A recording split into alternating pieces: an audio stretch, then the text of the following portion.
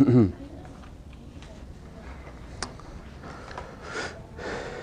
will begin with a word of prayer. So, Heavenly Father, we thank you for this morning and for the beautiful weather outside, and just pray that you be with these students as we go over math this morning, that you be glorified in what we do, and that everyone could understand what they need to, Lord, from this lecture. In your name I pray, Lord Jesus. Amen. Do you guys have any questions? First of all, there is a quiz Thursday. It is in class. It is on paper. All of the quizzes and tests here are in class and on paper. That may not be the case if you're like in one of the other sections of Math 121, but I only do quizzes and tests on paper. So there's that. So like there's partial credit. You have the whole class period to work it out. All right. Yeah. Enough. I mean, I don't know. I had it down to about 4 pages at the moment, but so we do have some time for questions before the quiz on Thursday. So like I will devote maybe 20 minutes before the quiz for your questions. Then we'll start, right? Any other questions? No. I mean, the quiz will be more or less like comprehensive. It covers everything we've covered up to this point and this material. So now there's more of a focus on the first 3 weeks, of course, because this is fresh, and there's relatively little material we're covering this week. All right, functions and lines, really not going too deeply. All right, so I'm going to cover what we need to see today, actually. All right, and then the homework, which is due Saturday, is on these 3 sections. Notice that we're skipping over sections 2.1 and 2.2. 2.1 is just on like XY coordinate graphs, which we assume you know, and section 2.2 is on circles, which we will circle back to later in the course. All right, so yeah, that's the roadmap for this week.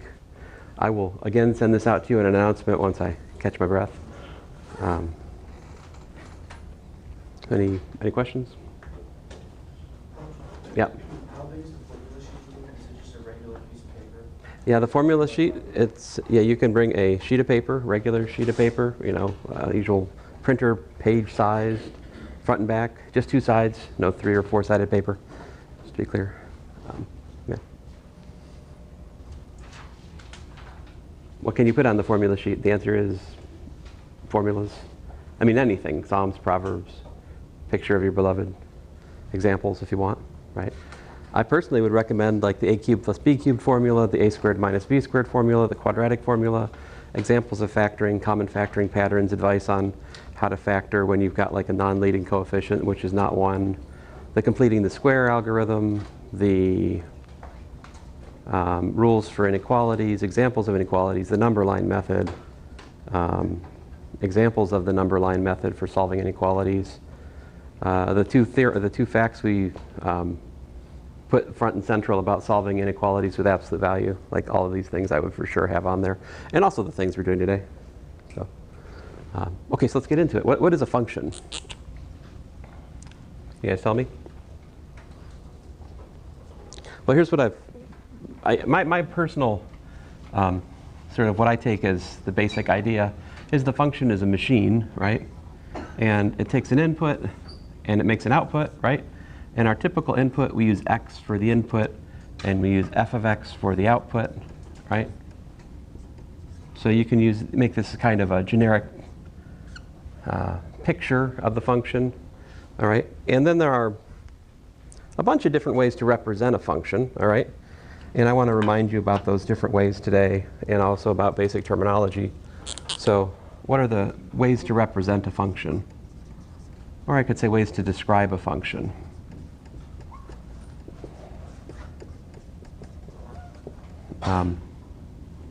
Number 1, by a formula. All right. Number 2, by a graph. All right. And graph has 2 different aspects. Graph could either be a ordered list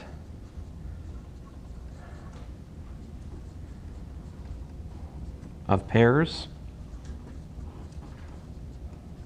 or it could be a picture. Usually when I talk about graph, I have in mind a picture, but I do need to talk about the ordered list of pairs in here a little bit because you got some homework on it, okay? 3 by diagram, 4 by table. All right. So I'm going to start out with number 1. I'm going to give you 3 examples. So let's talk about formula. Start with.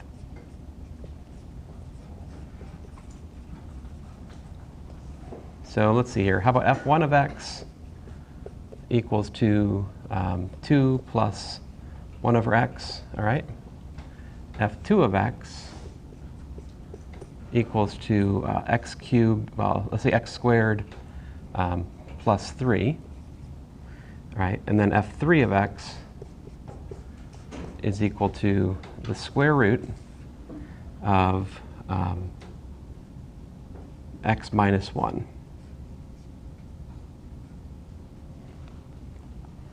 All right.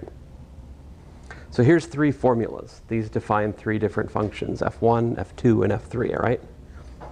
Okay, so, one of the things I should probably define for us is the domain. What's the domain?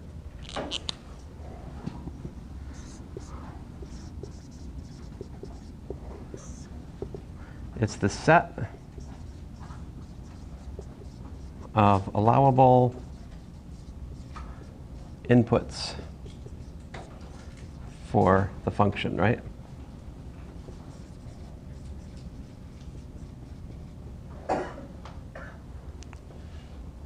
And our notation for that is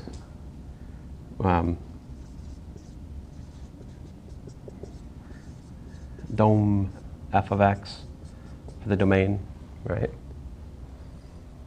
So that's the domain. How do you figure out the domain for these formulas? What's allowable for the formulas? How do you decide?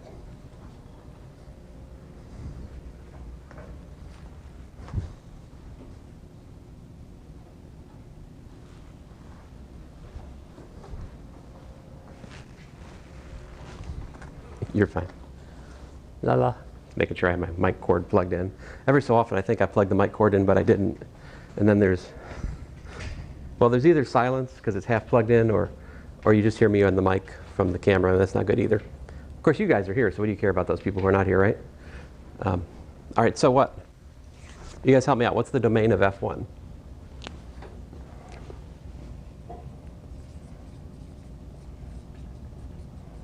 So you help me fill in the blank here.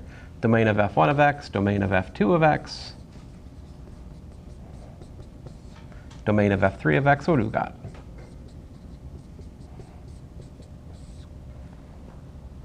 And let's use interval notation for the domain, yeah?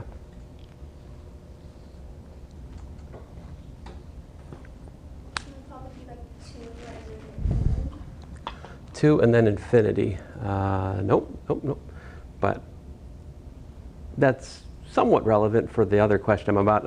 I'll ask about range in a couple minutes. The 2 has something to do with the range, that's true. But the domain, not so much. For f1, what's the one thing that ruins the formula? X is 0, right? So we need to exclude 0 from the domain. And the way to do that is just take the union of minus infinity to 0 with 0 to infinity, right? That's how we get a set which doesn't have 0 in it, using interval notation. So that's everything except for 0. What's the domain for f2? Which number can you not square and add 3 to? Is there any real number that you cannot square and add 3 to? No. So the domain here, as the domain is for any polynomial, is just the whole real line. Everything, minus infinity to infinity. The domain's just everything there. All right? How about 3? And I guess I should be clear. It's the set of allowable inputs for the function, and then here is our, custom, which give real number outputs. Now that's the context of our current class, all right? In general, you could think about functions which are, you know, you can have a function of chickens. You could have the inputs be chickens. You could have the outputs be, I don't know, transformers, whatever, you know, pick your poison. You know, the concept of a function is totally abstract, but here in this course, it's not. We have real valued functions of real variable, all right? So our input is a real number, our output is a real number. So if I want my output to be a real number, what do you need for formula for F3? You need the input to the square root is what? Not a negative number, right? If this is a negative number, you're in trouble because then you've got an imaginary number, which is not real, right? So we need, for this, we need x minus 1, right? We need x minus 1 greater than or equal to 0, which is to say x greater than or equal to 1, right? So that makes the domain for F3 1 to infinity. All right?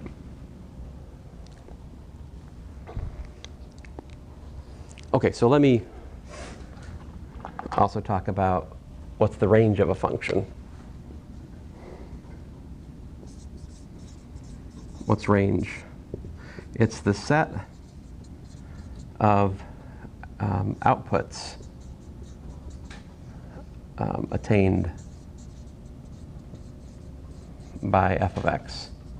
In other words, you could say this: the range of f of x is equal to f of x such that x is in the domain of f. Right. Or you could say it this, you know, well, a lot of times what do we call, so if we look at the graph, right?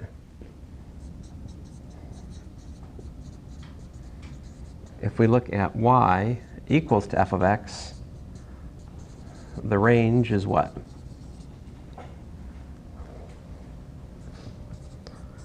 The set of y values. It's the set of y values which we reach in the graph. All right? So graph, you know, y equals f of x is a graph, right? So what am I talking about here? I haven't drawn these pictures yet, but let me do it. So we've got 3 pictures to draw.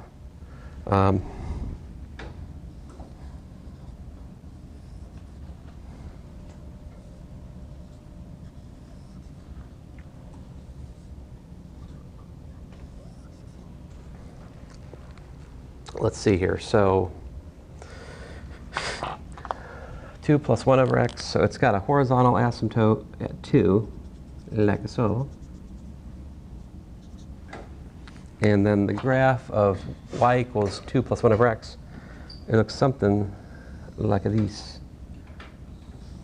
So this is y equals to 2 plus 1 over x. That's what that looks like. All right. X squared plus 3, it looks something like this.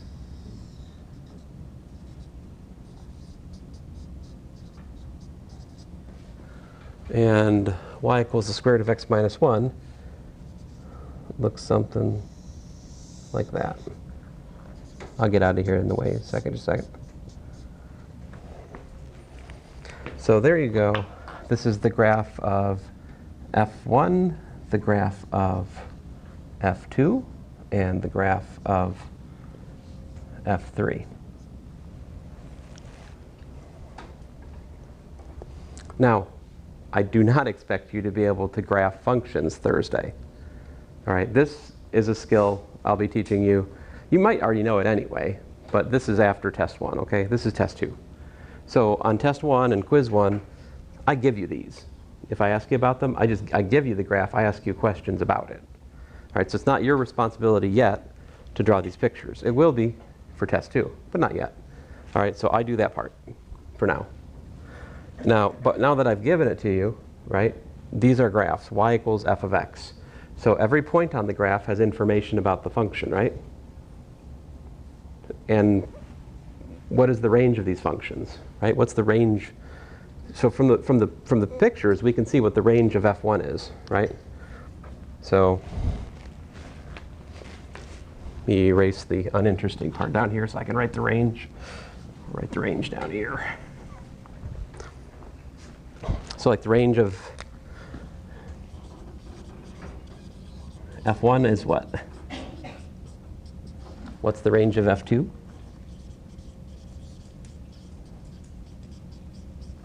What's the range of F3?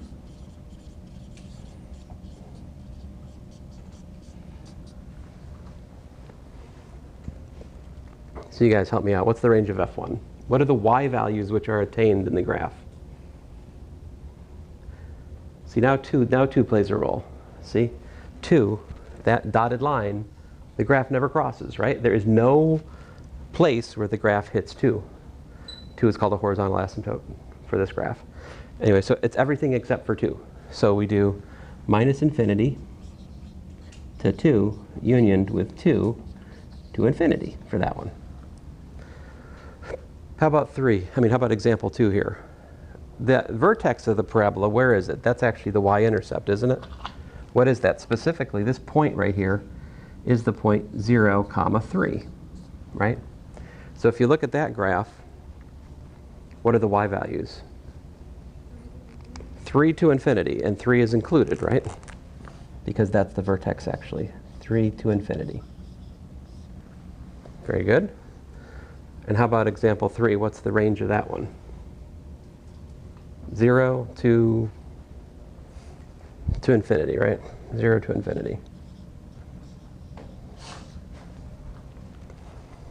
All right, so if I give you a picture of the graph of the function, right, you can figure out the range, and you can also figure out the domain, right?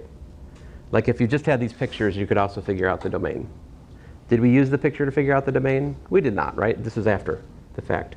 What did we do to figure out the domain? We just looked at the formulas, and we took the largest set possible for which the formulas make sense, right? That's how we figure out domain. That's our custom. Any questions? Yep. What is the graph for number 3 have the starting point be on the quadrant 1 of the graph, instead of quadrant? Oh no, my bad. Thank you. Yeah, I'm supposed to. I know how to fix this.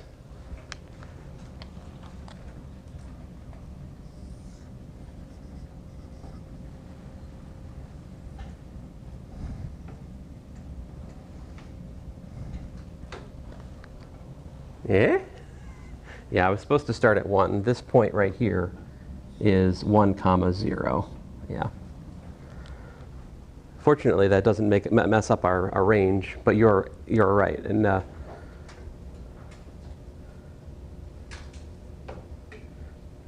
well, that does not bode well for the rest of my lectures today, that I made that mistake right now. I mean, I did that on purpose for classroom interaction. What am I talking about? It was for your learning, right? But any other questions, corrections? All right, so let's talk about 2.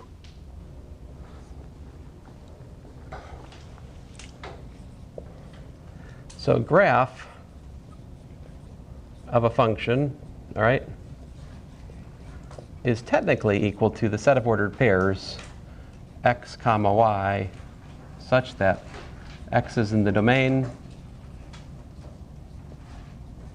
and y is equal to f of x. So we could rewrite this, the graph of f, it's x comma f of x such that x is in the domain.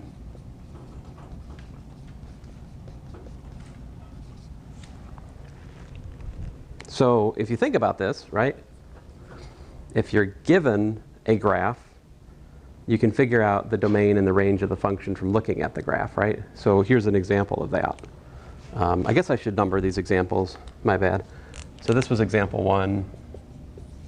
This was example 2. This is example 3, let's say. So here's example 4. All right, so here we go. Suppose got a graph, and I'm going to start by giving you one in terms of a picture. All right. So we'll start here at the point minus 3, minus 1. All right, then I'm going to go up over here to this point, fill in that point right there, and that might be, let's say, I don't know, 3, 2, okay? Up over 3, up 2, and then I'm going to go down here. I'm going to go constant like that, and then I'm going to put another circle right here. These points are going to be 3 comma minus 1, and over here you've got 3 comma, excuse me, not 3, but 6 comma minus 1. And then I'm going to jump up to here. All right, that point's going to be 6 comma 1. And then I'm going to go down to here and fill in that dot. That last dot is going to be 10 comma minus 2. All right, so all of this is y equals f of x. All right, and what's in the box? This is all given. All right, so you can't derive this from anywhere. This is given to you, all right? I mean, this is, somebody comes up and hands this to you and then asks you questions about it, all right? It's not your responsibility to make that picture. That picture is given to you. We understand? So now I can ask you questions about it, right? Let's ask some questions about this. So, all right, so let's ask some elementary questions, like what is f of minus 3? What is f of 3? What is f of 6? What is f of 10? And while we're at it, what's f of 5?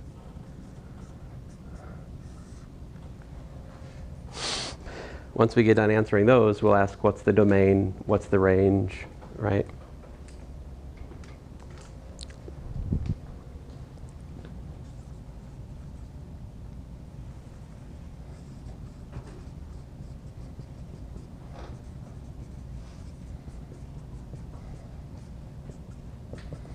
And we can also ask where is f increasing and where is f decreasing, where is f constant.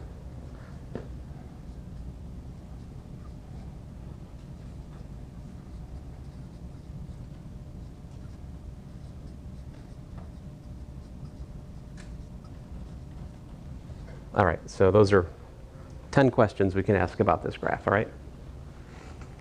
So you guys help me out. What's the answer to the first one? What is f of minus 3? It's a trap. See this? See this circle right here? What does that mean? That means that minus 3 is not in the domain of f. What that means then is f of minus 3 is undefined. So if it's undefined, we write does not exist in that context, okay? That's our notation for saying your question isn't even reasonable, right? F of minus 3, there is no information about what f of minus 3 is supposed to be for this function. In fact, the graph explicitly indicates that f of minus 3 is not defined by that circle right here, okay? In contrast, what's f of 3?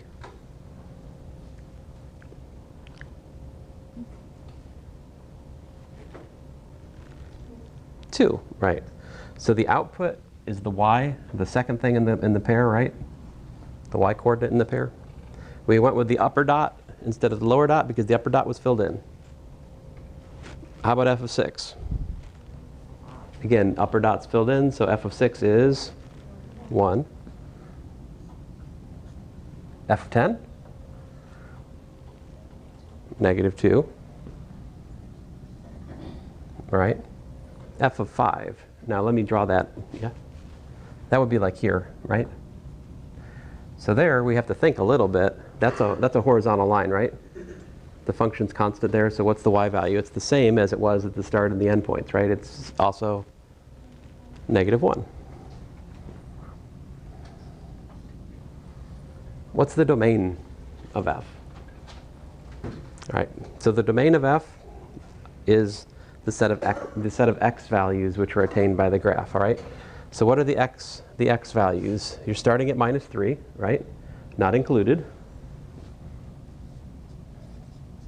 And you go all the way over to 3.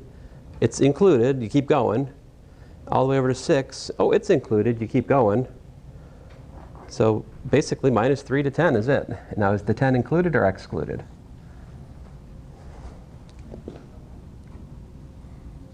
It's included because of that solid dot at the end. Whereas the -3 was not included because of the open dot at the start. If there was a jump, right? If I just erased, for example, the horizontal piece, what would happen? Then your domain would have two pieces. You'd have to take a union of like -3 to 3 and then 6 to 10. If we just erased the constant part, right? So you could have a union of two things for the domain. How about the range? So if you're paying attention to what I just did, I was thinking about x. I was thinking about x values for the domain, right? So you could think about that in terms of sweeping a vertical line across the graph. Every time the vertical line hits a point on the graph, that x value is included, right? So for the range, you think about sweeping a horizontal line up the graph. If the horizontal line hits that y, it's in the range, right? So like, is -2 in the range? Well, yeah, because it hits over there, right? And as you sweep up, you see I'm hitting a point somewhere in the graph, still hitting it all the way up to here, right? So there's nothing missed, right? We get everything from -2 all the way up to 2. The range refers to the y values. So the range here, -2 to 2 included. That's the set of y values which are attained. Now I ran out of board space here, so I abbreviated increase by inc and decrease by dec. Is that okay?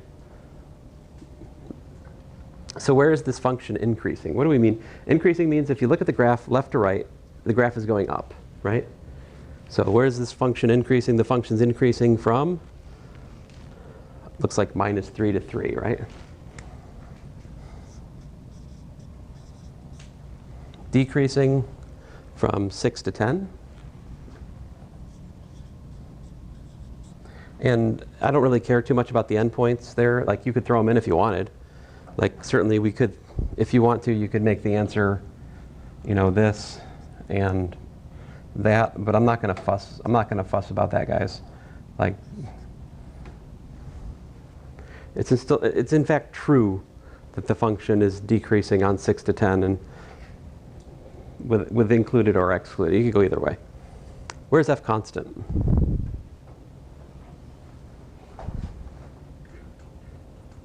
So it's constant here, right here, right? From 3 to 6.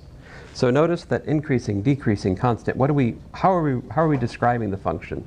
With the inputs or with the outputs? We describe it with the inputs, right? These are all x.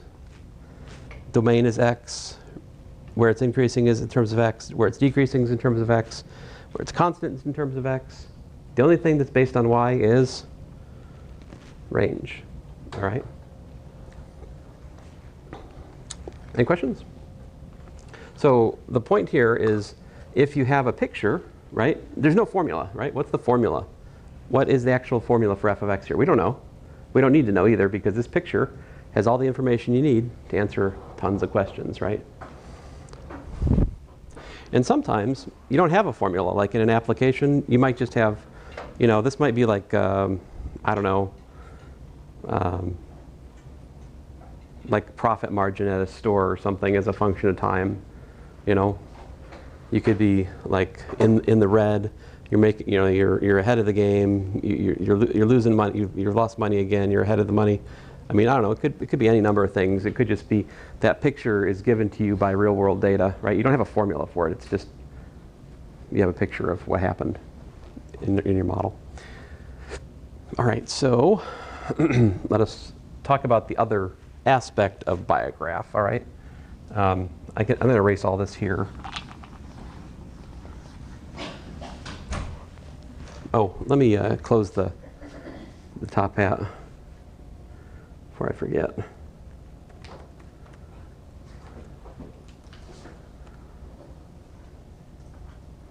Everybody done it?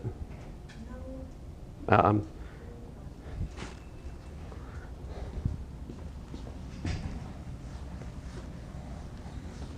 Now you guys will have to remind me to close it again because I'm going to get lost in the math.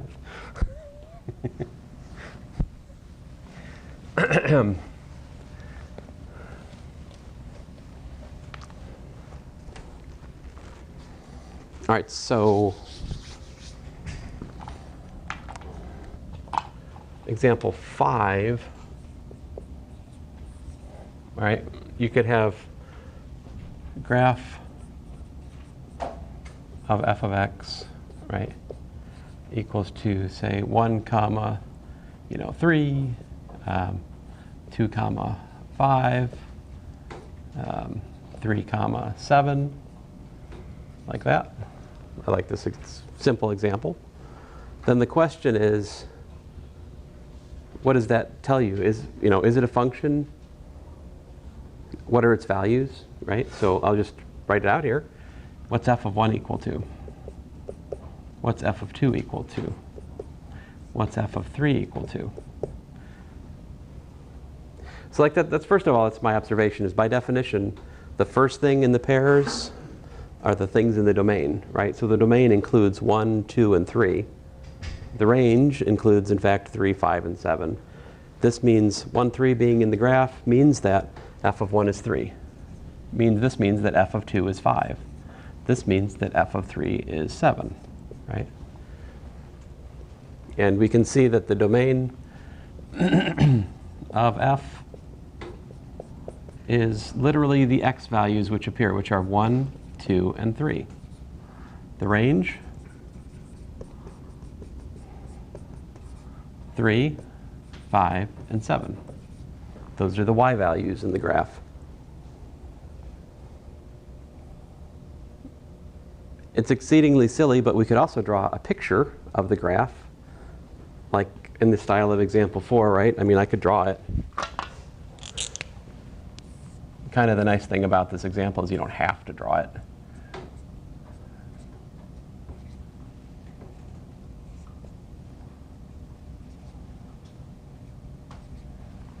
So the graph, actually, the literal subset of the xy plane, if we want to picture it, what is it? It's nothing interesting like lines over here, right? It's just a dot at 1, 3, another dot at 2, 5, and another dot at 3, 7. So there you go. This is y equals f of x for example 5. Very silly, but there it is. So for this kind of function, a function which has a finite domain, it's reasonable to also use 3 and 4 to define the function. Like we could, in example 5, we could do example 5 by a diagram or a table just the same, right? Like, so by diagram, example 5 looks like this, right? 1, 3, 2, 5, 3, 7. There you go. This is the diagram which just, defines f.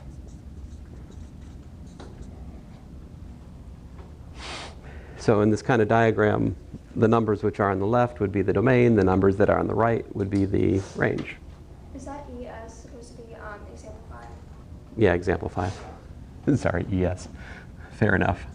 My 5 does sometimes degenerate into an S. I don't disagree. The table to define, the table is, here's the table. Here's, you put x, you put f of x over here. Your x's for this example are 1, 2, 3. Your f of x's are 3, 5, 7. Right? So we could also define the function by a table. Right? And sometimes tables of values are interesting not to define the function, but to describe, describe some things about the function, right? Like we could make a table of values for, an example which is defined by a formula just to gain a better sense of the formula. And we'll do that for graphing after test 1. But anyway, so those are the 4 ways. All right? Now, that said, our dominant way of thinking in here is for certain by, like, the way we did example 4, Either you're given a picture, or like examples 1, 2, and 3, you're given a formula. All right? So I've talked a lot about how to describe a function and what a function is, what its domain is, what its range is, but we should also talk about what a function isn't, right? How do you detect when you're given data in either the style of 1, 2, 3, or 4, how do you detect when you're not looking at a function? So the thing that I've erased, but I guess I can kind of come back to my original picture here and emphasize here that this f of x, the thing that I haven't emphasized up until this point, is that f of x is a single value. It's a single value. It is one output. You can't have more than one output for that single input, right? If that's the case, it's not a function. So let's talk about that.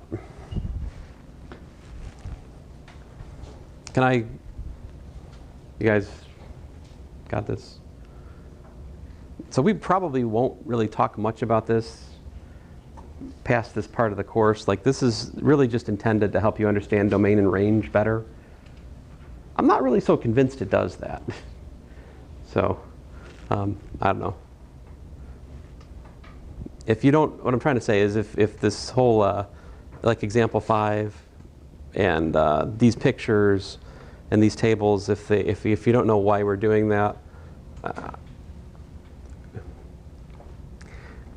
it's not especially important, actually. Like, what's much more important is you understand the formulas, because that's where we're going to be. That's the viewpoint we actually put into practice 99% of the time here, going past this point in the course. But I did assign you guys some homework on the finite case, so I do need to talk about it, yeah? All right, so example 7, I guess it is. Suppose you're given the graph of x squared plus y squared equals to 1, right? So this looks like, here's the question. Is this the graph of a function?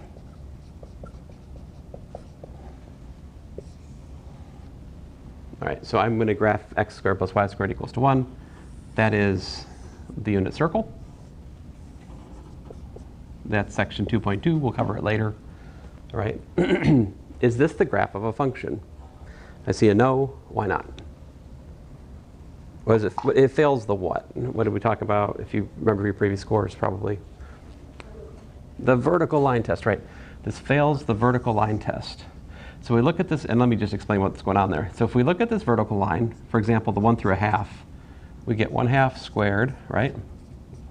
Plus y squared equals to 1, which gives us y squared is 3/4, which gives us y is equal to plus or minus the square root of 3 over 2. So there are 2 points of intersection in this vertical line. I'm just giving you the details here for the sake of discussion. 1/2 minus the square root of 3 over 2, right? 1/2 plus the square root of 3 over 2. So then the question is, f of 1/2, what is it equal to? You'd have to put plus or minus the square root of 3 over 2, right?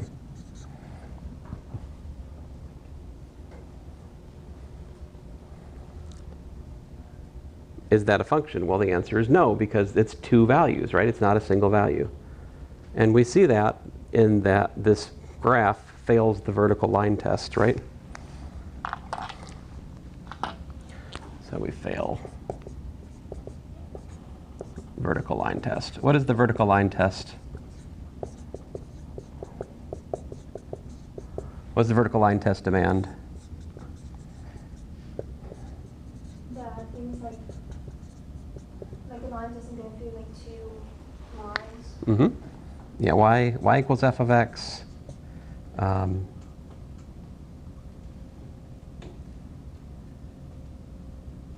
Has each vertical line intersect what? At most 1 point. There's various ways of phrasing it, but basically just this. I mean, you take vertical lines, you think about drawing them through the graph. If you find a vertical line which goes through the graph at more than 1 point, not a function. So, example 8. Here, let me make a more dramatic example. Suppose this is the graph of your function. I'm not saying this is a function. I'm saying suppose you have this graph, right? Whee! All right, so this is a graph of something, right? Don't ask me for the formula, but you could come up with one, right? Is that the graph of a function? The answer is no, because we can take this vertical line right here, right? And how many points do we intersect? 1, 2, 3, 4, 5, 6 points. Yeah, it fails even worse than the circle, right? But all it takes is just 1 point where you fail the vertical line test, right? So to give you a less ridiculous example, if my function looks like this,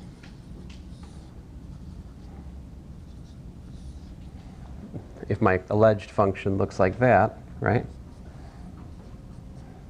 Is that the graph of a function? The answer is no, because it fails the vertical line test. I mean, it passes the vertical line test many places, right? Like here it's fine, here it's fine, here it's fine, here it's fine, here it's fine. But right in the middle, at that place where we glue the cases together, it fails, right? So like right here, see that? That's a problem. We can't have this and that. We can't have, suppose this is 3. This would be maybe, 3, 4, and this is 3 minus 2, right? We can't have f of 3 equal to 4 and f of 3 equals to minus 2. This is not allowed, right? So that is not a function because it fails the vertical line test. You just fail it at 1 point and you failed it. All right? Function has to be single valued everywhere. Now these kinds of things are still mathematically well defined. They're just not functions. They're called relations. That's usually the graph of what are called relations. And you can make pretty much any shape you want a subset of R2 of the graph of a relation. All right? But that's not college algebra, so, except to serve as non-examples of graphs of functions. Okay, now what else? Sometimes we also want to talk about this viewpoint, right? Or the, so how about viewpoints 2, 3, and 4 for not being a function? How does that look? Let me give you some non-examples. So, again, not function, not y equals f of x for function. Fails vertical line test, right? Fails vertical line test.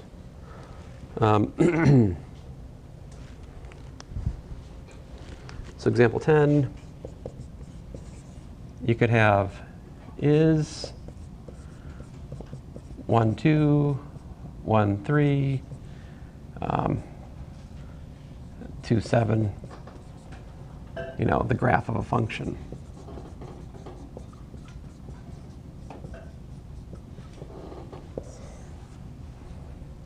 Oh, FNCT is my abbreviation for function. Can this be the graph of a function? The answer is no, because, see this right here? These tell us what? These say that f of 1 is 2 and f of 1 is also 3, right? It's not single valued.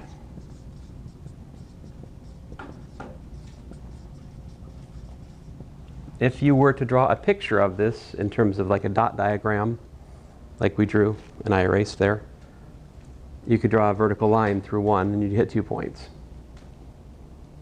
Yeah? Let's see here, what else? What else? Example 11, you could have something like this. 1, 2, 3, 4, and then over here 100, 300, 700, 900, there we go. And then over here I'm going to do 2, 7, 8, minus 1, and 1, 2, 3, 4. And I'm going to draw some diagram. I'm going to draw some arrows here. Am I right? So say 1 goes to 300, 2 goes to 700, 3 goes to 900, and 4 goes to 700, 300, and 100, right? And then over here, I'm going to say 2 goes to 1, 7 goes to 1, 8 goes to 1, and minus 1 goes to 1. All right? Let's call this F. Let's call this G for the sake of discussion. All right? So my question to you is, which one of these is a function?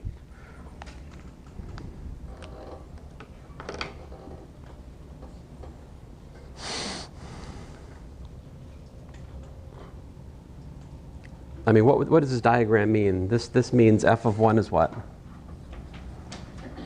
300, right? F of 2 is 700. F of 3, 900. But what about f of 4? See, 4 is apparently 700, 300, and 100. This right here, that's not allowed, right? So you have 3 outputs for a single input, not a function, all right? How about G though? G is okay. We can have the same output for different inputs. That's certainly allowed. So like G, we have G of 2 equals to G of 7 equals to G of 8 equals to G of minus 1, and they're all equal to what?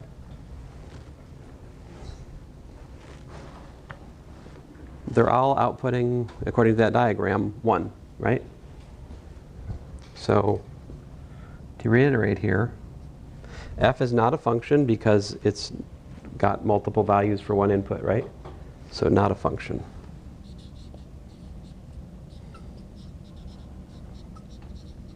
In contrast, G is a function. Each input, single output. I can ask you a little bit more. What's the domain of G?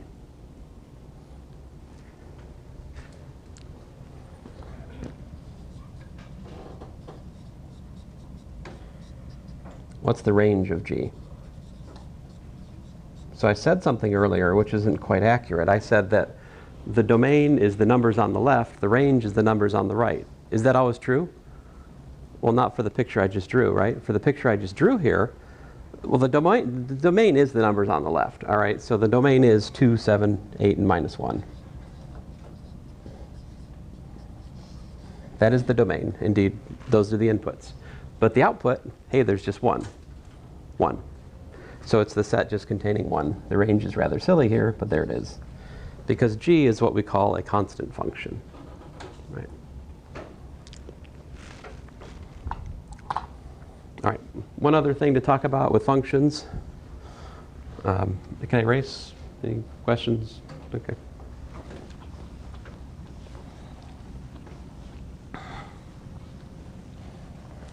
Now, don't worry. There's lots more to say about functions. We just say it after test 1. So we're just, just hitting the real basic aspect of what a function is here at the moment. All right, just domain, range, versions of how to represent them. Question? So evaluation is the other thing, though, that we do talk about a little bit here.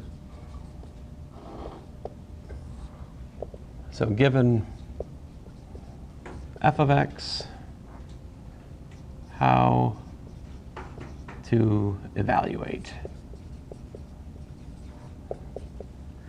I think the best thing for me to do here is just to give you some examples of it. Yeah. Well, really, just one example should be enough. Example 12. So make a nice formula here. F of x equal to, let's say x cubed minus x plus 2. All right. And then, so if I asked you find, f of 3 and f of Pac-Man plus ghost. Could you do it?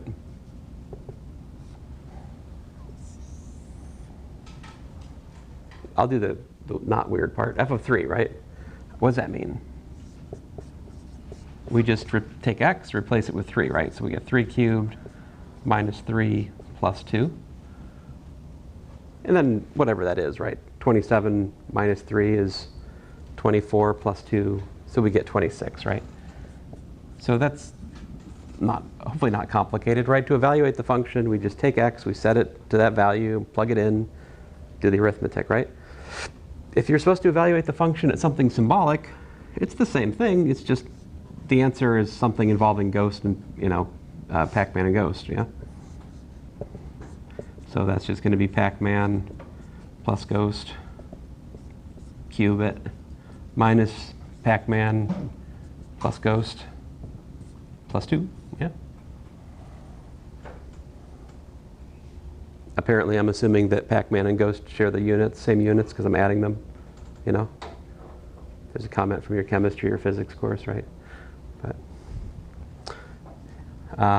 okay, so here's a less weird example. What if we did like a plus 3? What would that look like?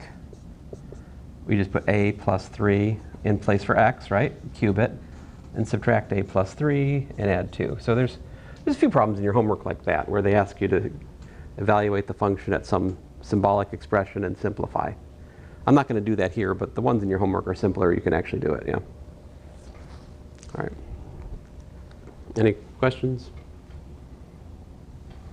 All right. So let's talk about lines. What do you guys know about lines?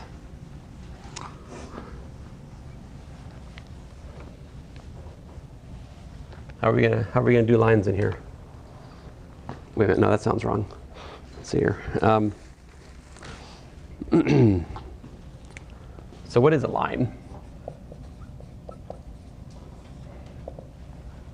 So there's a bunch of different ways we can characterize lines in the plane, right? Given any 2 points, let's say 2 distinct points, right?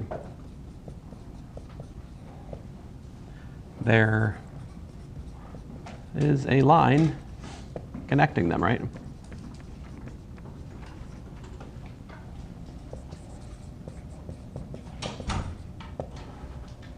And that's easy enough to draw, right? So like, if I have this point here, and I have this point here, you just connect the dots. There's your line, right?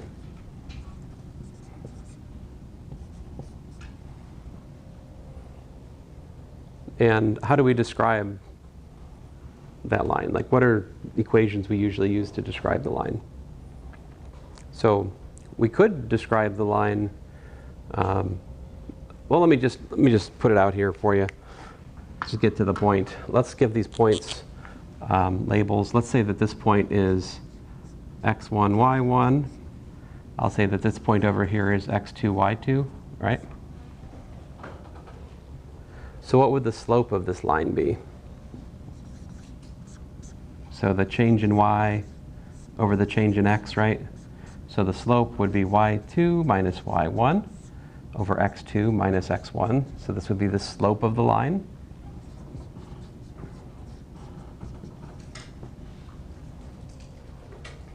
Right? Can you tell me a formula for the line? There are a bunch of different ways to do it, right? One way we can do it, yeah? Y equals mx plus b. Sure. Now that begs the question. Same m, right? But what's b? See, b has nothing to do with these 2 points, does it? But what is it? Y-intercept, right? So that point B is right here. That's true. This is called slope-intercept. That's the slope-intercept form for the line, right? Slope-intercept. There's also point slope. Point slope looks like this. Y equals to y1 plus m times x minus x1. So this is called point slope. The point slope form of the line. More often than not, I use point slope. Oftentimes I know a slope, I know a point. Point slope is the way to go because you can just straight up write down the thing. Maybe you don't know the y-intercept, but you do know a point and you do know a slope. Point slope, it's your man. There's also the 2-point formula for the line. What's the 2-point formula for the line? 2-point formula for the line is this. You do y1 and then you just put the formula for the slope up in here. y2 minus y1 over x2 minus x1 times x minus x1. So here is the 2-point formula for line. All right. And then I think your book calls it the standard form, which is just something like, now I'm a little bit fuzzy on this, guys, but I think your book calls this the standard form. AX plus BY equals to C. I think it just calls this the standard form of a line, which is kind of ironical because that's definitely not the standard form that we use for a line, you know? Standard form for a line. Yeah.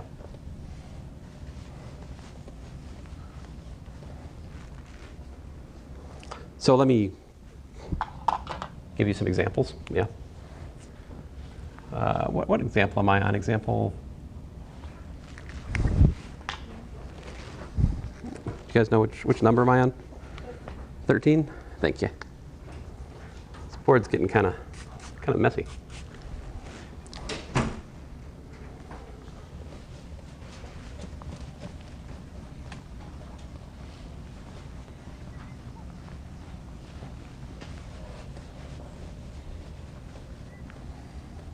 So, yeah, when I was in this course, and, you know, at a certain point in my development, I used to always use y equals mx plus b, right? I used to think that is where it's at. Like, that is how we define a line. But I have grown past that. I now much more favor point slope because of the problems that you come across. It's much more convenient. And you can take any of these as a starting point, given the right information, right? I should mention, the slope of a line, it's not always defined, right? There's a case where it's not defined, right? If change in x is 0, what would the line look like? It would be a vertical line, right? So a vertical line has undefined slope. I should mention that. But it's still a line. And so in that case, slope-intercept kind of fails us for a vertical line as well, right? Because you can't write y equals mx plus b for a vertical line. The equation for a vertical line is just what? Since I'm talking about it here, let me get the weird example out of the way. Line, let's say 1, 3 and 1, 10. So here's a picture. We're at 1, 3, 1, 10.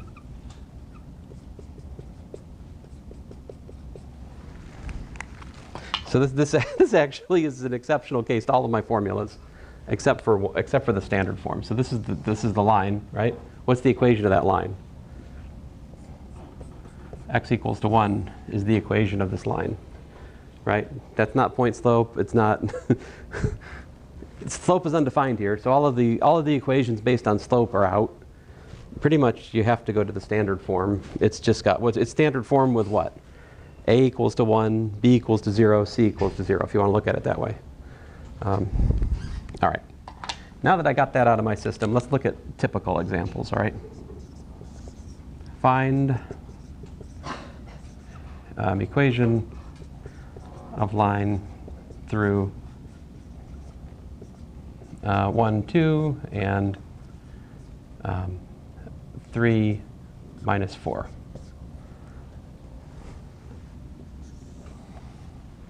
So the way I'll do it is I'll find the slope. I'm going to do it in a two-step process. I'm going to find the slope, all right? So m, change in y, over change in x. So I'm going to do